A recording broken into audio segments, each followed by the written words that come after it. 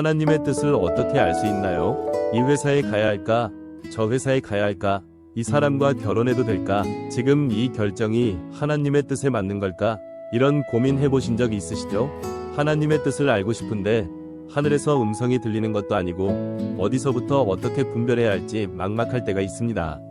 오늘 영상 끝까지 들으시면 하나님의 뜻을 분별하는 데 도움이 되는 성경적 원리 몇 가지를 함께 생각해 보실 수 있을 겁니다. 먼저 한 가지 오해를 풀고 시작하면 좋겠습니다. 많은 분들이 하나님의 뜻을 마치 숨겨진 정답처럼 생각합니다. 내 인생에 정해진 하나의 길이 있고 그걸 찾아내야 한다고 생각하는 거죠. 그래서 혹시 잘못된 선택을 하면 하나님의 뜻에서 벗어나는 게 아닐까 불안해합니다. 그런데 성경을 보면 하나님의 뜻은 크게 두 가지로 나눠서 생각할 수 있습니다. 첫 번째는 이미 성경에 분명하게 드러난 뜻입니다. 예를 들어 데살로니가전서 4장 3절은 이렇게 말합니다. 하나님의 뜻은 이것이니 너희의 거룩함이라. 또 데살로니가전서 5장 18절에는 범사에 감사하라. 이것이 그리스도 예수 안에서 너희를 향하신 하나님의 뜻이라고 되어 있습니다. 거룩하게 살 것, 감사할 것, 서로 사랑할 것, 이런 것들은 이미 성경에 명확하게 나와 있는 하나님의 뜻입니다. 두 번째는 구체적인 상황에서의 인도하심입니다. 어떤 직업을 가질 것인가, 누구와 결혼할 것인가, 어디서 살 것인가, 이런 것들은 성경에 정답이 적혀 있지 않습니다. 이 부분에서 우리는 분별이 필요합니다. 그러면 이 두 번째 영역, 구체적인 결정에서 어떻게 하나님의 뜻을 분별할 수 있을까요? 성경과 신앙의 선배들이 남겨준 지혜를 바탕으로 몇 가지 원리를 나눠드릴게요. 첫째, 성경의 가르침에 어긋나지 않는지 확인하는 것입니다. 이것이 가장 기본적인 출발점입니다. 아무리 좋아 보이는 기회라도 그것이 성경의 명백한 가르침과 충돌한다면 하나님의 뜻이라고 보기 어렵습니다. 예를 들어 거짓말을 해야 얻을 수 있는 이익이 있다면 그것은 아무리 결과가 좋아 보여도 하나님의 뜻이 아닙니다. 시편 119편 105절은 이렇게 말합니다. 주의 말씀은 내 발의 등이요 내 길의 빛이니이다. 성경은 우리 결정의 기준이 됩니다. 둘째, 기도하며 하나님께 지혜를 구하는 것입니다. 야고보서 1장 5절에 이런 말씀이 있습니다. 너희 중에 누구든지 지혜가 부족하거든 모든 사람에게 후히 주시고 꾸짖지 아니하시는 하나님께 구하라. 그리하면 주시리라. 하나님은 우리가 지혜를 구할 때 주시겠다고 약속하셨습니다. 결정 앞에서 막막할 때 하나님께 지혜를 달라고 기도하는 것은 가장 기본적이면서도 중요한 일입니다. 셋째, 내면의 평안을 살피는 것입니다.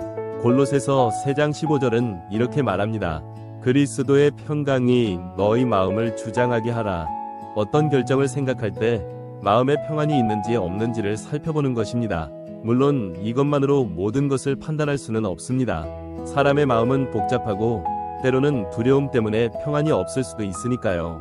하지만 기도하며 말씀을 묵상한 후에도 계속 마음이 불편하다면 한 번 더 생각해 볼 필요가 있습니다.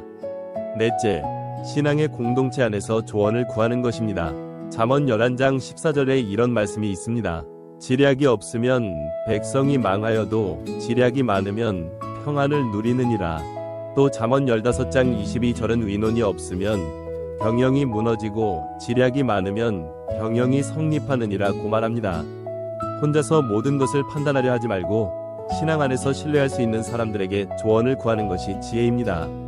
목사님, 장로님, 오래 신앙생활을 해온 분들의 조언이 도움이 될 수 있습니다.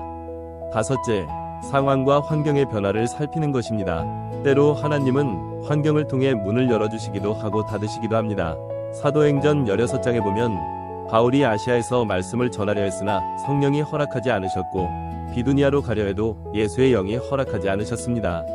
그러다가 마게도냐 사람의 환상을 보고 그쪽으로 가게 됩니다. 문이 닫히는 것도 하나의 인도하심일 수 있습니다.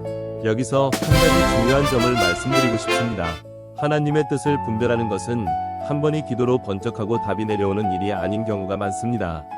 오히려 말씀을 읽고 기도하고 조언을 구하고 상황을 살피는 과정 전체가 분별의 과정입니다. 그 과정 속에서 조금씩 방향이 정해지는 경우가 많습니다. 또 하나 기억하면 좋은 것이 있습니다. 하나님은 우리의 실수를 통해서도 일하실 수 있는 분이라는 것입니다.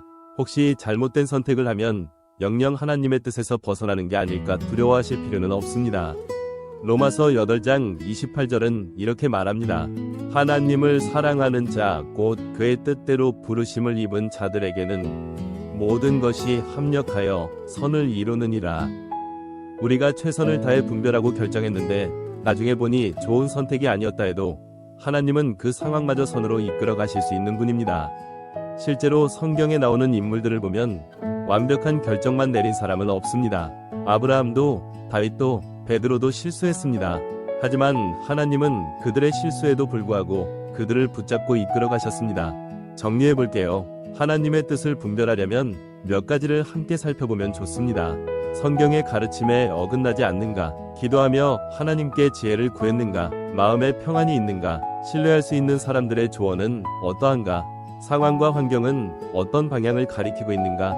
이 모든 것을 종합적으로 살피면서 하나님을 신뢰하며 한 걸음씩 나아가는 것입니다. 오늘 한 가지만 실천해 보시면 어떨까요?